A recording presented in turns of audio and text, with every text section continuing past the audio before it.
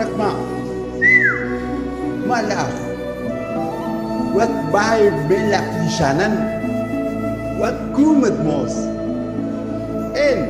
betay buta, tapatharan.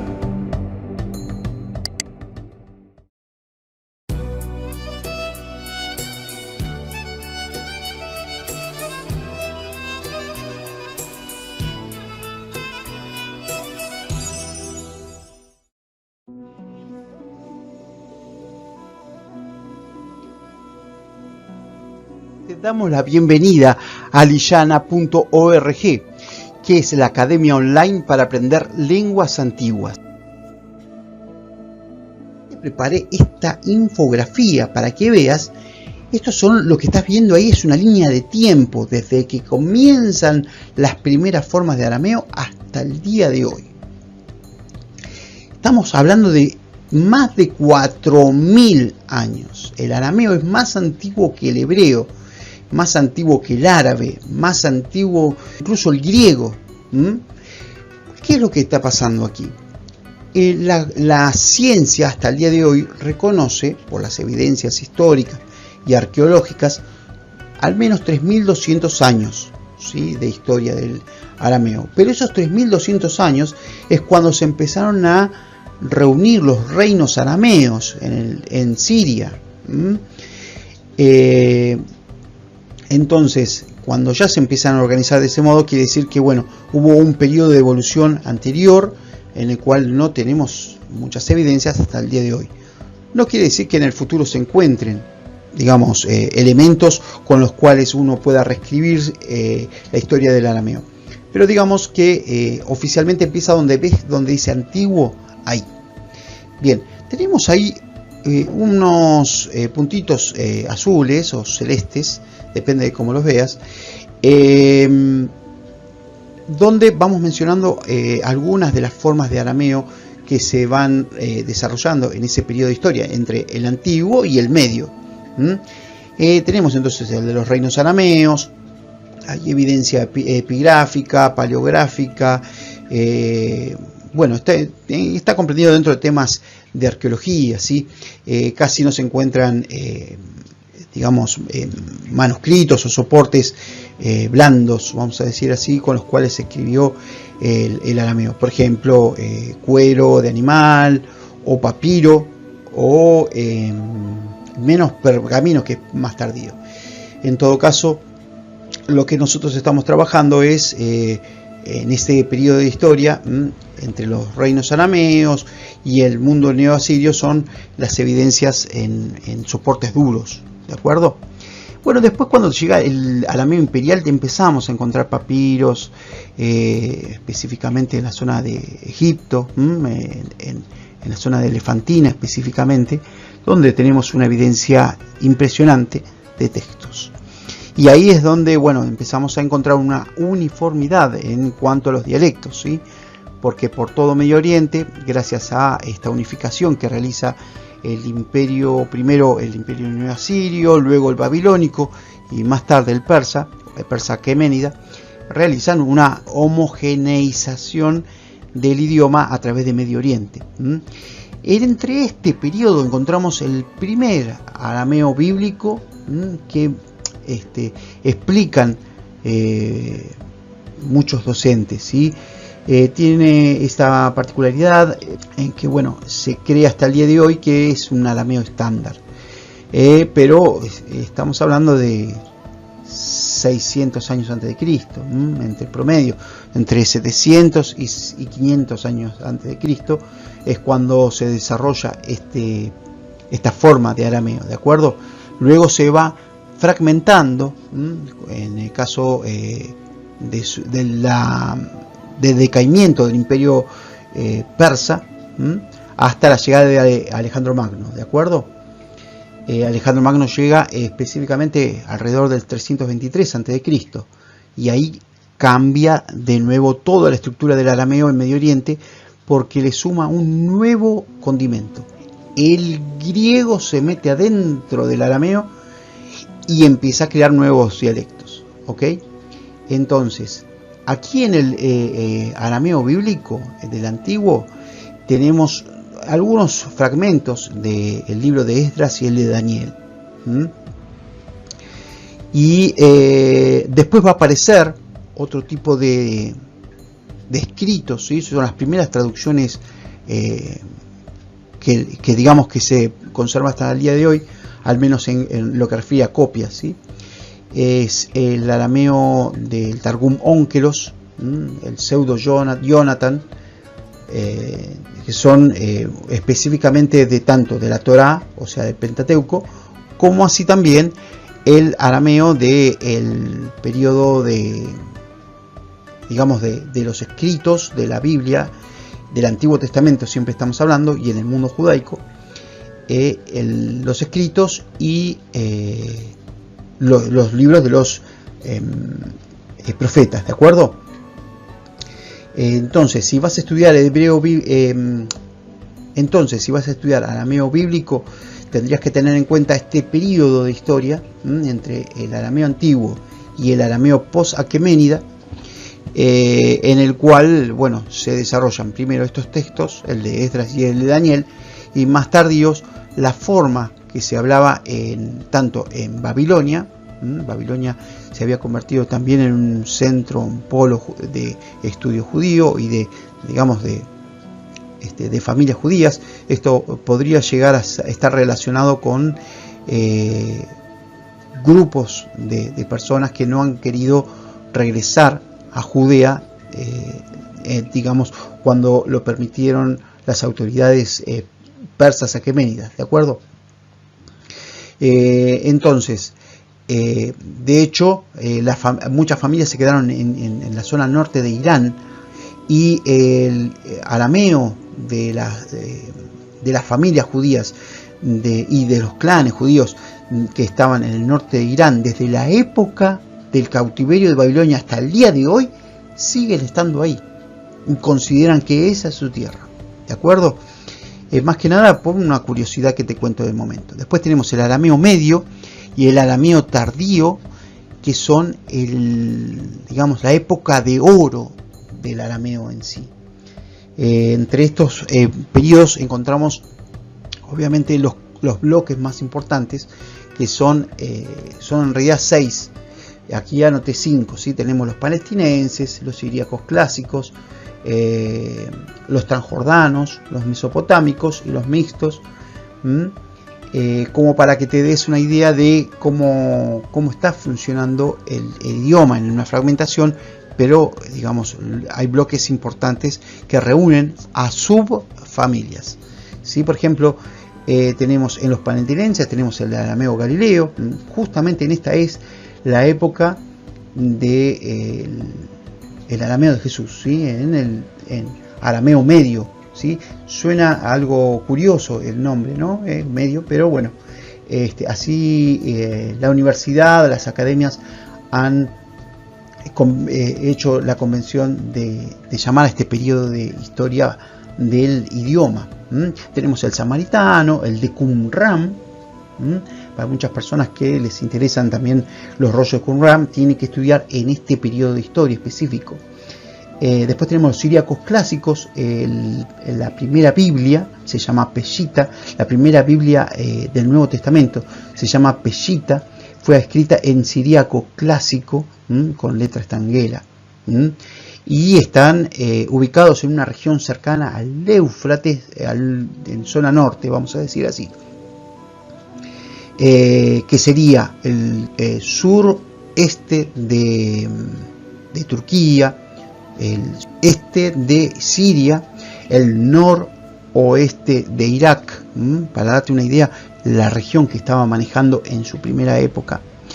Este arameo se va a extender desde el Éufrates hacia el Mediterráneo, y así es como vamos a conseguir el nuevo dialecto que se llama occidental, y es mucho más tardío. Así como dijimos que la primera Biblia del Nuevo Testamento se llama Peshita, la del mundo occidental se va a llamar Peshito, y van a guardar algunas diferencias lingüísticas, filosóficas, teológicas, incluso las Biblias tienen diferencias, ¿sí? O sea que hay muchas personas insisten en que la pellita y la pellito son lo mismo, realmente no lo son. Te lo comento porque, bueno, si tu interés es estudiar arameo de los cristianos de Siria que escribieron las dos Biblias arameas más importantes, porque hay más, pero estas son las más importantes en el periodo clásico. Bueno, estos son justamente los tiempos en los cuales tendríamos que sugerirte que estudies, ¿sí? Obviamente tenemos más textos bíblicos del Antiguo Testamento en el mundo judaico. Tenemos Targum Neófiti, el Targum palestinense, ¿sí? Los Talmud son los libros específicos o los contenidos de escritos judíos que tienen temas de legislación, temas de, bueno, de lo que discutían las primeras épocas rabínicas. Hay varias eras rabínicas, y el Talmud, bueno, va recopilando las discusiones, los debates que tenían los grandes maestros judíos, tanto de la zona mesopotámica, específicamente en la zona de Babilonia, como en la zona de Palestina y en específico Galilea. Galilea se ha formado como el centro judaico, igual que un reino lindante que se llama Gaulanítides, donde se ubican la mayor cantidad de poblaciones después del 135, ¿sí? Que fue el fin de la tercera guerra judeo-romana.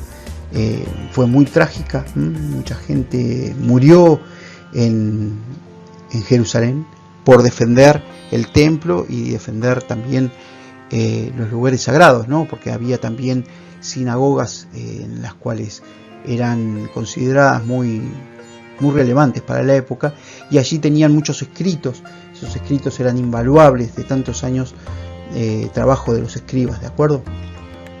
Bueno, también tenemos dialectos transjordanos, que tenemos el nabateo. Mucha gente reconoce hoy el monumento de Petra, monumento de Petra hermosísimo, trabajado en la piedra.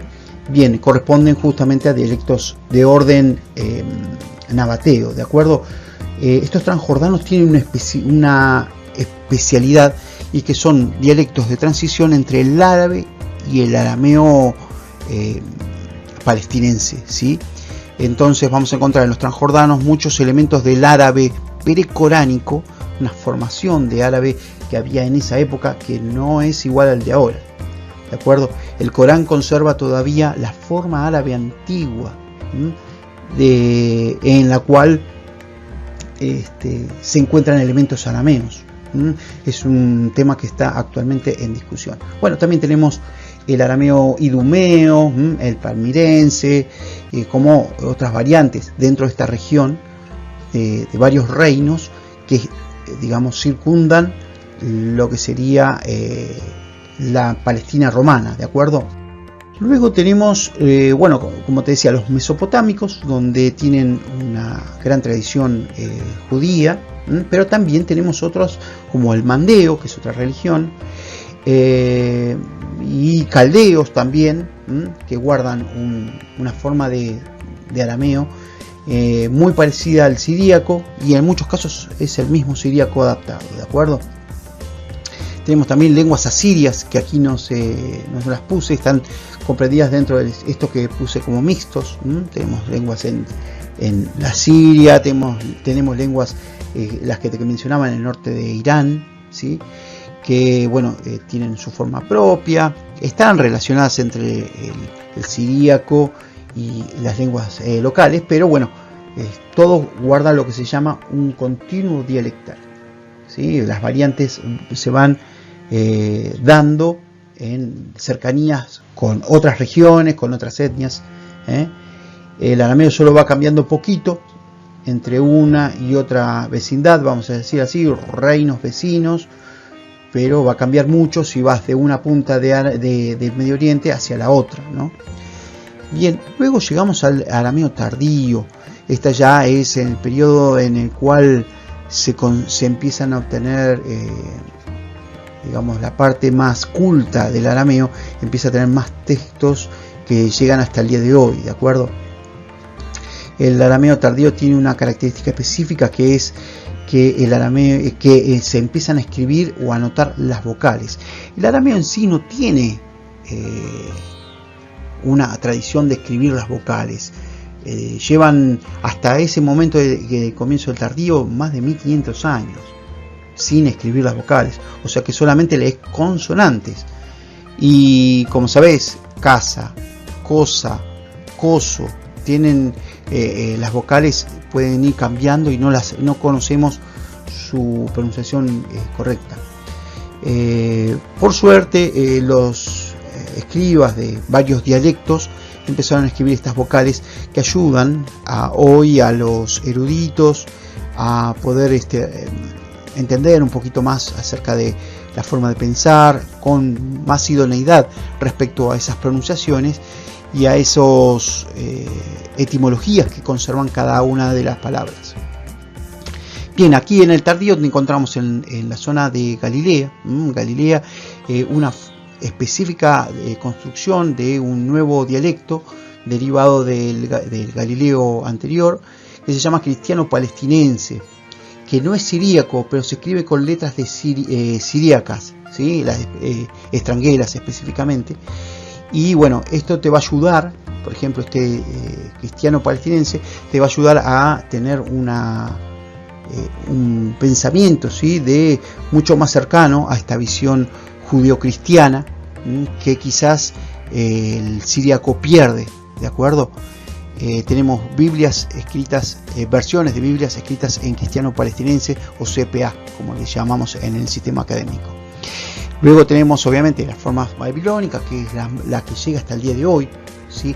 Las oraciones de los que hacen los judíos, el Kadish, es una de las oraciones que han quedado hasta el día de hoy. Kol Nidres, otras más, son varias oraciones que llegan hasta el día de hoy y tienen esta variante de arameo babilónico.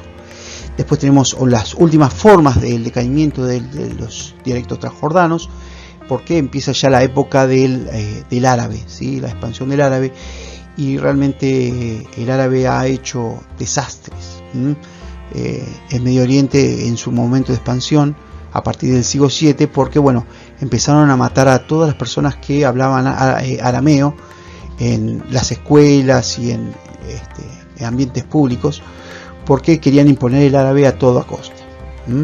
Así que lamentábamos este periodo en relación a esta política de limpieza étnica a través del idioma, ¿no? Bien, y luego llegan los periodos modernos del idioma a través de, digamos, a partir del 1100, 1200 después de Cristo. Justamente está relacionado también con no solamente la expansión del árabe, sino también esta cuestión de las cruzadas, ¿sí? Más o menos coincide con la época de las cruzadas, el inicio del arameo, lo que llamamos arameo moderno, ¿sí? Porque el arameo moderno también tiene una evolución, ¿sí? Propia, y aparecen dialectos como el surión, el que se habla en Malula, ¿sí? En realidad tiene una formación anterior, pero el surión se queda firme, vamos a decir así, en la región de las montañas, ¿sí? Junto a dos pueblos más, al menos hasta lo que se conoce el día de hoy, ¿de acuerdo? Después había más pueblos que hablaban arameo en Siria, distintas variantes, y lo que no quedó mucho hasta el día de hoy, ¿sí? ¿De acuerdo? Lo que llega hasta el día de hoy es entonces el surión, el suraid, que también tiene otro subdialecto que se llama sured, es lo mismo, pero bueno, tiene algunos cambios vocálicos, hay algunos sonidos que están relacionados unos con el kurdo y otros con el árabe, ¿de acuerdo? Después tenemos otros dialectos judeo-arameos, Liyana Didan, Liyana Noyan, el Ula Ula, el Desajo, ahí hay más. Este nombre que sigue ahí, que se dice nena, está el nombre en inglés, ¿sí? Northeastern Neo-Aramaic. Es una forma de arameo de muchos pueblos de la zona de Medio Oriente, específicamente en la zona del Tigris, del Éufrates, en los cuales Cada pueblo tiene su forma de arameo, está todo fragmentado, ¿de acuerdo? La Universidad de Cambridge hizo un trabajo espectacular porque bueno, ha tratado de documentar todo lo que pudo con arameos nativos, estas fragmentaciones, cada pueblo lo que fue digamos la forma de hablar real de esos pueblos antes de su desaparición. Igualmente, y esperemos que con esta cuestión de la pandemia o con la cuestión de esta guerra lamentable que hay en Siria, no hayan emigrado muchas familias y se mantengan en su región de origen, por lo cual el idioma va a seguir vivo. Hay 2 millones de personas, se calcula, que siguen hablando arameo moderno al día de hoy. Bien, aquí abajo, debajo de la línea de tiempo, te puse algunas referencias, ¿sí? ¿Qué se entiende como arameo de Jesús? Muchas personas dicen, el arameo como la lengua de Jesús. Bueno, el arameo de Jesús es un dialecto específico entre 300 o más de 300 que tenés que tener en cuenta. Si te interesa aprender el arameo de Jesús, no es lo mismo que el arameo bíblico, ¿sí? O por lo menos lo que se conoce como arameo bíblico. El arameo de Jesús sí se llama judeo galileo o judeo arameo de Galilea, ¿de acuerdo? Está hablando de una etnia, está hablando de una región y también está hablando de un tiempo. Por esa razón dice ahí medio y tardío. Esto comprende algunos textos que sí son de orden bíblico, como los textos de la Genizá del Cairo, los textos legales judíos que se llaman Talmud palestinense, que va justamente a rivalizar con los textos de Babilonia, ¿de acuerdo? El Targum Neófiti, una de las formas de arameo bíblica que es una de las más curiosas. Este Targum Neófiti se encuentra todavía en el Museo Vaticano. El Museo Vaticano ha publicado todas las hojas de esta forma de Biblia, ¿de acuerdo? De Antiguo Testamento. Y específicamente comprende la Torá, ¿sí? El Pentateuco. El Midrash Rabba o los Midrashim Rabba, que son un conjunto de explicaciones que los rabinos hacían sobre los textos bíblicos. Hacían notas alrededor del texto en arameo o en hebreo, y esas notas en arameo quedan como un testimonio de la forma coloquial e incluso literaria dentro de los escribas arameos de esa región. Bien, tenemos después lo que se llama arameo bíblico, y es lo que te mencionaba antes, ¿no? El dialecto judeo arameo de Esdras y Daniel, del libro de Daniel, ¿no? No es toda la Biblia en este periodo, ¿no? El arameo bíblico, sino solamente algunos fragmentos en dos libros que llegaron hasta el día de hoy en esta forma. Y tiene una estructura que se llama arameo imperial o arameo post-aqueménida. Obviamente estamos hablando de una lengua, estamos situados en una lengua entre el año 700 y 500 hasta 400 antes de Cristo. Imagínate lo que es el castellano. En el siglo XVI empezó la época de oro del castellano, que nos dura hasta el día de hoy, son 400 años. Antes de eso, en la época de Colón y mucho antes, se hablaba otra forma de castellano o español. Español es, digamos, un sistema, también una estructura de lenguas que comprende también al galego, al catalán, al andaluz, al asturiano. Es un grupo, incluso si uno hablase de lenguas ibéricas, incluiría al portugués. Lo cual hace que el idioma también tenga su complejidad, ¿no? El castellano. Pero fíjate todas las diferencias que hubo desde un castellano entre el 1600 y el 2000, estamos a 2020, llevamos 400 y pico de años, 420, es mucho tiempo, ¿sí? Y aún así, si recordás, la forma de hablar de hace 120 años, en Argentina tenemos lo que sería el lunfardo, la forma de hablar del tango, tenemos también una forma de hablar muy diferente, incluso la época de los libertadores. Vemos los manuscritos que tenían acerca de sus pensamientos y encontramos una forma de castellano diferente a la que hablamos el día de hoy. Obviamente la base está, la esencia está.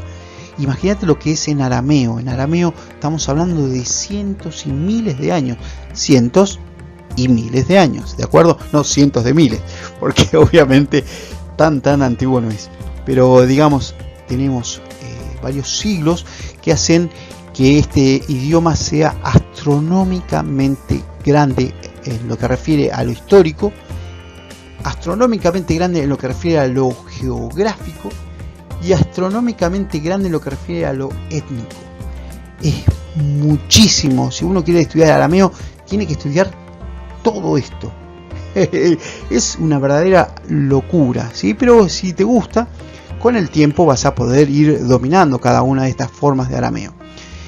Obviamente lo primero que tenés que tener en cuenta es que de todo esto tienes que aprender bien uno, y los demás estudian por comparación, lo cual hace que encuentres un método de estudio.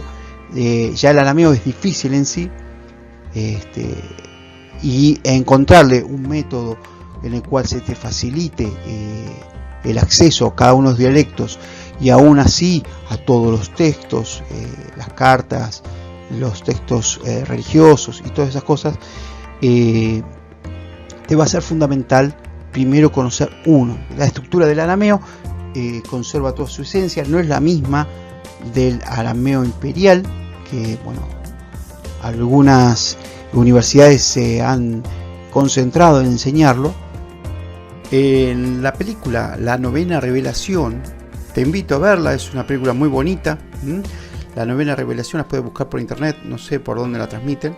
Basada en un libro del mismo título, se encuentra un texto arameo, que es fácil de leer porque han hecho un bonito texto en el cual uno hace pausa y puede leerlo, ¿no?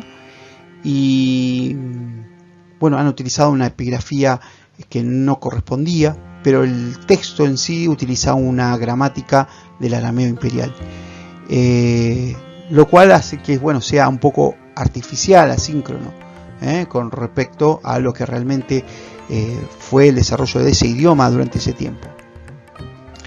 Bien, y después tenemos lo que serían los arameos el arameo de los Targumín. Targumín son las traducciones arameas de la Tanaj, es decir, del Antiguo Testamento. Esto sucede mucho, quizás 1 o 2 siglos después de del desarrollo de los libros de Esdras y Daniel. Son versiones más completas. Tenemos una versión que es de la Tanaj solamente, que se llama el Targum Onkelos, que es hasta el día de hoy es quizás una de las traducciones más respetadas del Torá o del Pentateuco, en la forma del arameo de Babilonia, no justamente el palestinense, que es el que hablaba Jesús.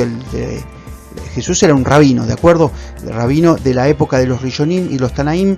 Él conforma una de las, uno de los miembros de un movimiento farisaico que se especializaba justamente en su devoción hacia los textos y hacia la verdad reflejada en la Torá y en la Biblia.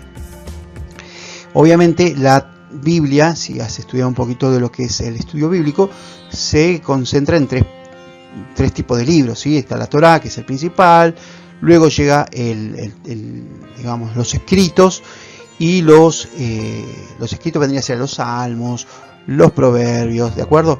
Y el último grupo es el de los profetas, ¿de acuerdo? Estas traducciones de los escritos y de los profetas se completa con una producción que hizo un Jonathan Acatán, que se conoce hoy, hasta el día de hoy, como Pseudo Jonathan, ¿sí? Porque hay otra traducción de Jonathan, pero refiere a otro autor, ¿de acuerdo? Muy importante es este Pseudo Jonathan porque refiere al dialecto palestinense, y bueno, y está en un periodo de transición entre digamos, el medio y el antiguo, el pseudo Jonathan palestinense. Bien, existen unas copias hasta el día de hoy que, bueno, tienen algunas modificaciones y, bueno, lo cual hace que algunos eruditos lo daten un poco más tarde, pero en todo caso tiene un origen y es este, ¿no? Después tenemos el arameo de la Pellita, te lo mencionaba hace unos minutos. El arameo oriental medio, el arameo siríaco oriental medio, que habla de Turquía y la Siria mesopotámica en los periodos medio y tardío. Este es el Nuevo Testamento que llega hasta el día de hoy. Pero bueno, hay que tener en cuenta que los textos que nos llegan al Nuevo Testamento a los cristianos están tomados desgraciadamente de fuentes griegas. Por esa razón encontramos que los textos dicen, hace mención a palabras hebreas cuando en realidad son arameas. Las últimas palabras de Cristo las escribe textualmente el texto griego con palabras arameas, y en otro momento dice con la palabra hebrea y habla de Golgotha. Golgotha es calavera, y además las terminaciones za son arameas y no son hebreas. Entonces, bueno, uno se agarra la cabeza diciendo, bueno, estos escribas, ¿qué han hecho? Bueno, han hecho una mezcolanza. El arameo siríaco oriental medio es el que acerca la versión originaria aramea a la versión de Cristo, ¿no? La cuestión es que el arameo de la Pellita es un referente que hoy es ineludible, por lo menos en los estudios bíblicos. Luego llega el arameo del apellito, ¿sí? La Pellita es una forma de Biblia, digamos, en una forma de siríaco que existía en las riberas del río Éufrates al norte, ¿no? Y el apellito es una forma de arameo siríaco que se desarrolla entre el centro de Siria hacia el Mediterráneo, que también alcanza al Líbano, que habla otra forma de arameo, que está relacionado, ¿sí? Occidental. La Pellita y el apellito son dos formas diferentes de Biblias arameas, ¿sí? La Pellito es una Biblia muy hermosa, tiene unos escritos que no incluyen la Pellita, tiene una visión diferente en algunos aspectos, han utilizado otros términos, bueno, porque obviamente son dos formas o dos denominaciones cristianas diferentes, ¿de acuerdo? Tenemos por la Pellita, tenemos formas que se acercan a las nestorianas, y la Pellito se acercan más hacia las ortodoxas sirias, hacia las maronitas, jacobitas, por ejemplo. Y ya está hablando siempre de un periodo tardío, o sea que decir que se escribió varios siglos después que la original Pellita. Y luego llega el arameo de la Pellita Tanaj. La Pellita Tanaj es una versión del Antiguo Testamento. Aquí me equivoqué, puse Nuevo Testamento, pero es Antiguo Testamento. Y está refiriéndose a una traducción que se hizo en siríaco oriental de los textos bíblicos del Antiguo Testamento. Bueno, después tenemos el arameo rabínico, que es justamente el que llega hasta el día de hoy, que realmente es culto, arameo culto, es hermoso, y es muy divertido en algunos casos ver los debates que se van sucediendo entre los rabinos, ¿sí? Obviamente hay distintos periodos de las eras rabínicas, así como en el cristianismo existen las eras patrísticas, ¿sí? Las eras patrísticas incluyen también el arameo, y específicamente al arameo occidental, ¿sí? También al arameo oriental, pero específicamente al arameo occidental, escritos muy importantes, por ejemplo de Afrates, otros referidos a Efrem, hay otros referidos a Ignacio de Antioquía, que en realidad son autores que a veces escriben en griego y también escriben en siríaco, y en algunos casos suceden transferencias de etimologías desde el griego al arameo, lo cual hace corromper el sentido de cosmovisión del arameo originario.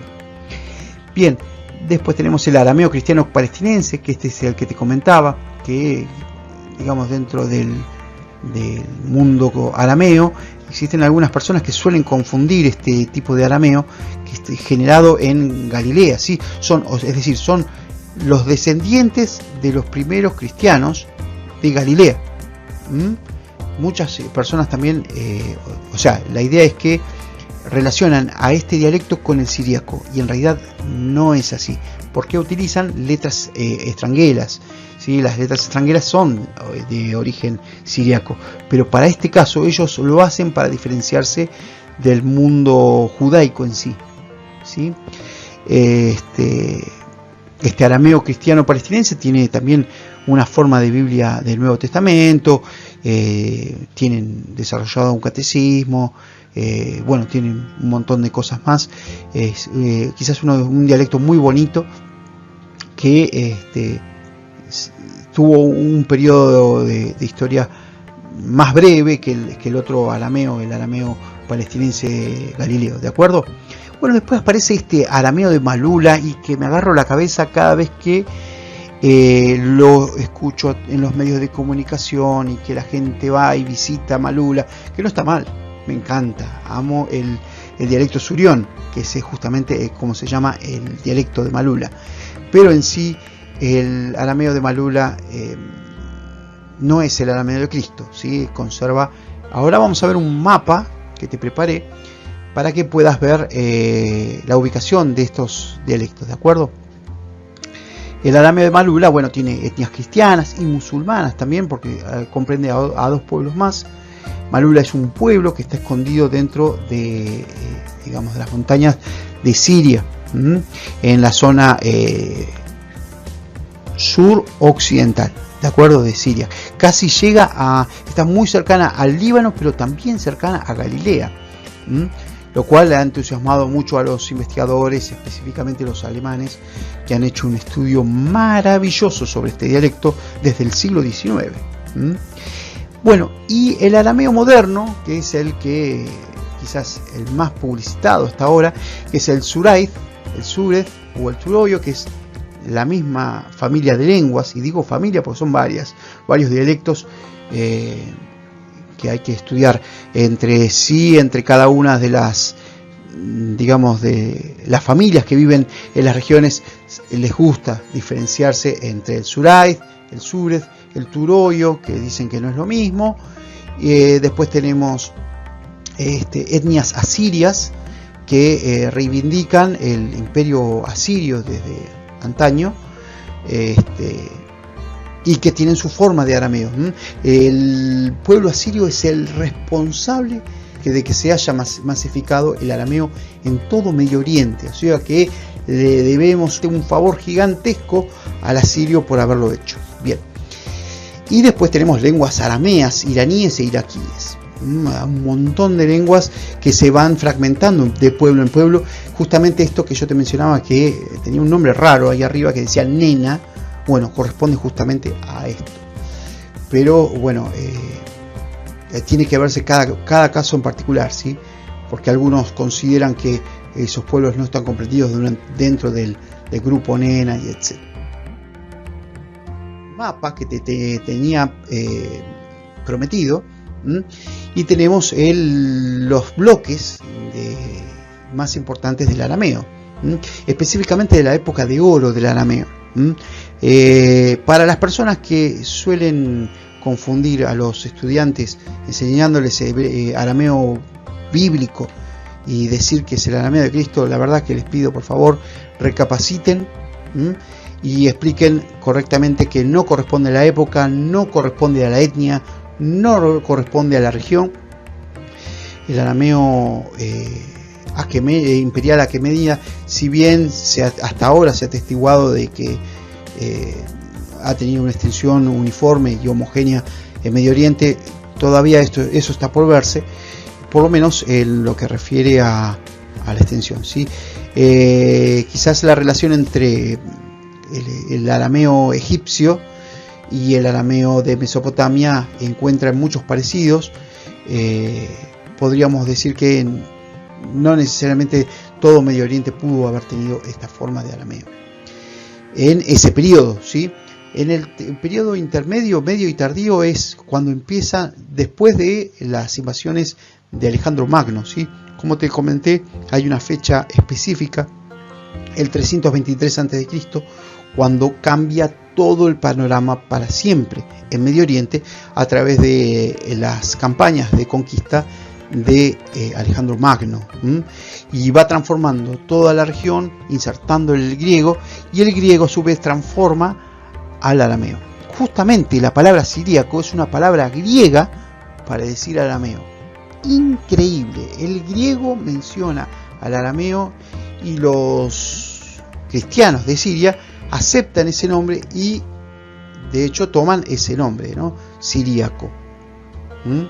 Y de hecho el país Siria es en realidad aramea, que en realidad lo que ha sucedido es que han aceptado la denominación griega, ¿sí? De todos modos, el dialecto sirio dice Suria, no Siria. Y lo mismo que es, en lugar de Kyrie eleison, es Kurie eleison. En esta región de Siria el griego funciona de otra forma. Bien, en algunos aspectos, no en todos, ¿no? Algunos detalles que van apareciendo. Pero esto también hay que tener en cuenta porque la cosmovisión filosófica de filosófica de Grecia es una y la de Medio Oriente es otra. Si lo que te interesa es estudiar justamente el sistema filosófico arameo, vamos a encontrar esta corrupción, permitime esta expresión, ¿no? Corrupción de la visión originaria con la griega helenizada, que ha hecho que se haya perdido mucho de lo originario, ¿sí? Esa cuestión de la herencia que recibe el arameo es el heredero de las visiones sumeria y acadia, y entre la acadia está la siria, la babilónica, en específico, ¿sí? Que son unas visiones muy particulares. Ellos tienen desarrollado un montón de, digamos, algo así como 3000 años de civilización entre sí mismos, más de lo que tenemos hoy hasta Cristo, muchísimo. Y todo eso se ha perdido cuando Alejandro Magno ingresó a Medio Oriente con estas campañas de conquista y llevó este pensamiento de los filósofos griegos hacia sectores que desconocían de estas evoluciones de pensamiento. Bien, entonces tenemos el sistema siríaco, ahí lo ves, bien grande. El sistema siríaco oriental es el que más se desarrolló a través de el flujo del Éufrates y del Tigris. Y luego tenemos el sistema siríaco occidental, ahí lo ves bien, ¿no? Bien, fíjate bien los colores que elegí para, digamos, mencionar que es una misma familia de lenguas, ¿sí? Pero fíjate que dice más abajo un bloque amarillo, ¿sí? En el cual está comprendido el Galileo, ¿sí? Si hablamos de regiones, bueno, está bien, estamos viendo a nivel satelital, pero si nos acercamos, eso no está cerca, ¿sí?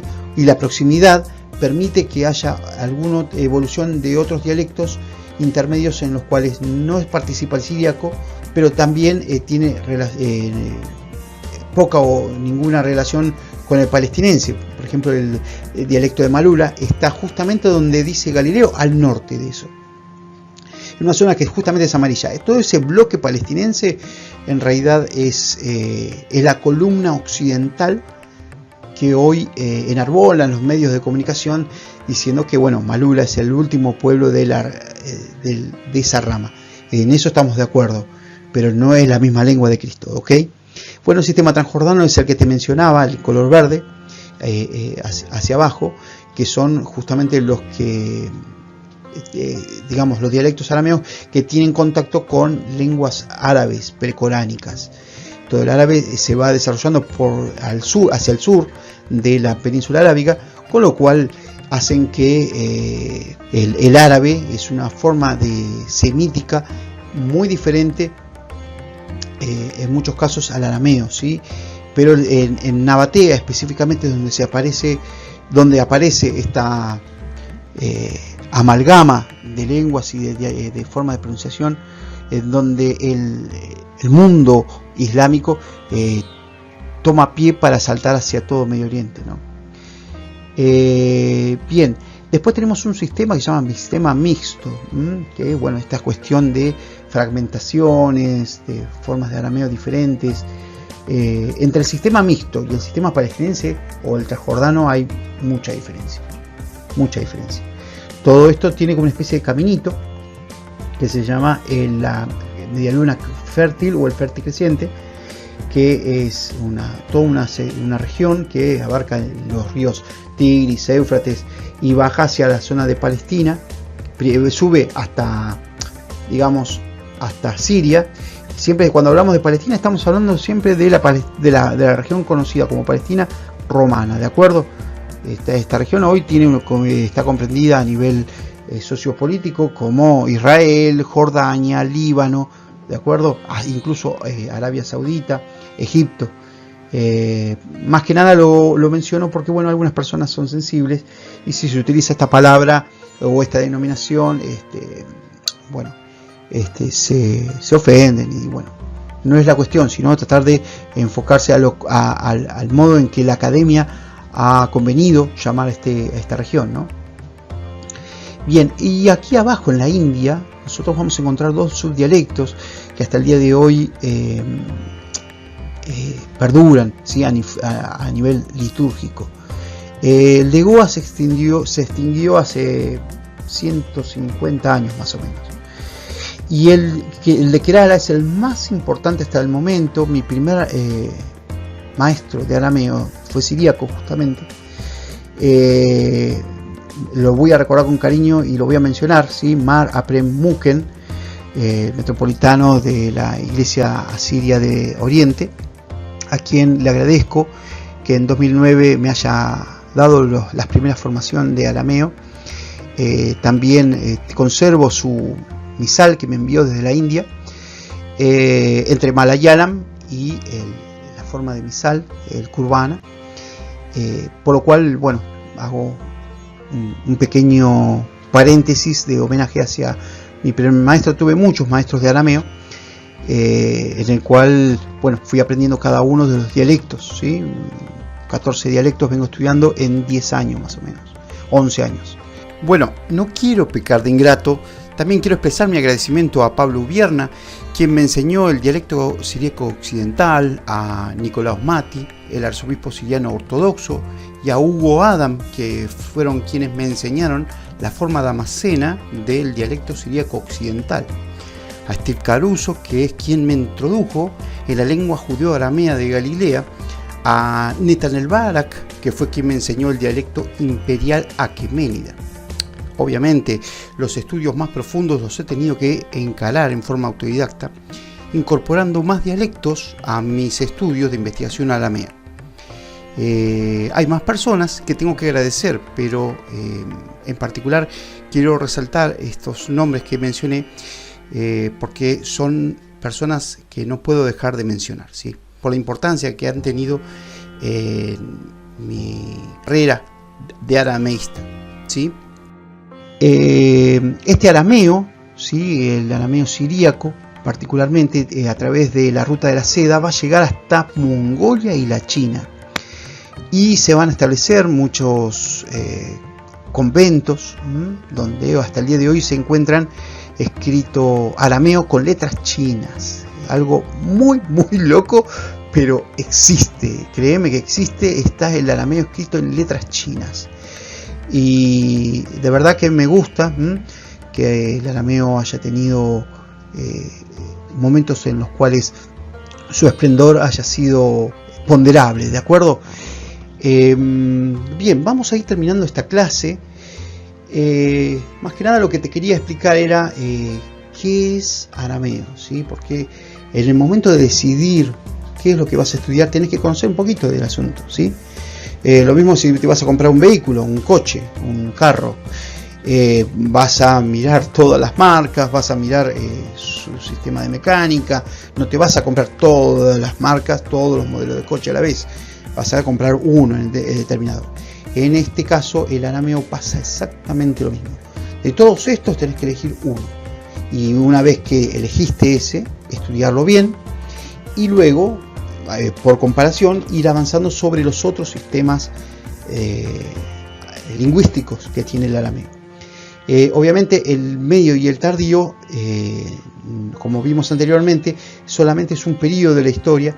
Hasta el día de hoy nos han llegado 800 años de arameo moderno, que también tiene sus periodos de evolución, pero no es el arameo de Jesús. Hay gente que sigue diciendo que el arameo moderno es el arameo de Jesús. Bueno, hay un montón de cosas. Lo menciono, el arameo de Jesús, porque a través de la película La Pasión de Cristo se ha masificado esta cuestión de el arameo como forma de idioma. Y te propongo en el siguiente video descubrir cómo hacemos nosotros para enseñar arameo. ¿Sí? Te vamos a mostrar el programa de estudios, los distintos niveles que te presentamos, cómo vamos de menor a mayor. Yo tengo la particularidad de, además de enseñar arameo, también fui docente particular y he enseñado a chicos de 6 años a escribir en castellano. Tuve un momento único en mi vida en el cual en una hora estaba enseñando a leer y a escribir en castellano a niños en la frontera de Argentina con Uruguay. Era maestro de frontera en aquel momento, y a la otra hora estaba enseñando sistema verbal arameo, de una punta a la otra, es decir, te enseñaba lo básico desde la lengua castellana hacia temas muy complejos. Esta facilidad que aprendí y que con la experiencia de enseñar a chicos a leer y a escribir, la utilizo también para enseñar arameo. Y esto es lo que tanto me ponderan mis estudiantes, es que puedo explicar el arameo como a chicos de 6 años, como si le explicara a chicos de 6 años, niños de 6 años. Esto es maravilloso, realmente me estoy feliz de haber podido encontrar el método para enseñar arameo de una forma en que cualquier persona, sea ama de casa, amo de casa, vamos a empezar así, hasta profesionales, sean hombres, sean mujeres. La idea es que tenemos un material muy interesante para proponerte para que puedas aprender arameo, así como te hablé al principio, saludándote en arameo. En este caso quisiera pasarte la antorcha para que una vez que aprendas los rudimentos de la lengua, de la gramática y de la parte cultural y técnica, porque también enseñamos arameo técnico, así como enseñan inglés técnico, bueno, también nosotros enseñamos arameo técnico en el 4º nivel. Lo vamos a ver en el próximo video, así que bueno, te invito a verlo, ¿de acuerdo? Otra cuestión que quiero pedirte y que te voy a ofrecer. Hay 2 canales. El principal canal de YouTube es el canal de la Academia Lillana. Nosotros no enseñamos religión, ¿de acuerdo? Hay muchos textos que son de orden religioso, pero no enseñamos religión. Lo que nos concentramos es en la cuestión lingüística. Pero como no queremos mezclar los públicos, y obviamente es opcional para las personas que quieran, en el canal de Pablo Carrión ARG tengo un montón de lecciones gratuitas de arameo religioso. Así que te pido que te suscribas a ambos canales para que puedas ir recibiendo las novedades de cada uno de los canales. Me gusta mucho ofrecer lecciones gratuitas, pero obviamente la cuestión es que somos maestros formales, de esto vivimos, y es necesario cobrar un arancel por el servicio que brindamos, ¿de acuerdo? Que es honesto y que además tiene un desarrollo muy interesante que le va a servir a toda la comunidad, y un aporte también para la cultura mundial, porque si revisaste bien el internet, no existe material sobre esto. Te estoy compartiendo una investigación de una década, de más de una década, dándote las conclusiones, ¿sí? Porque toda esta cuestión viene en alemán, en inglés, en hebreo, en árabe, y ha sido muy difícil acceder a esta información trayendo material hasta Argentina, desde lugares inhóspitos del mundo. Como te digo, estoy muy feliz de poder brindarte estos conocimientos, específicamente en arameo, que es donde nos especializamos, donde me especializo, y también hay otros idiomas en los cuales estamos ofreciendo capacitaciones similares, en las cuales podrían llegarte a ser útiles, ¿de acuerdo?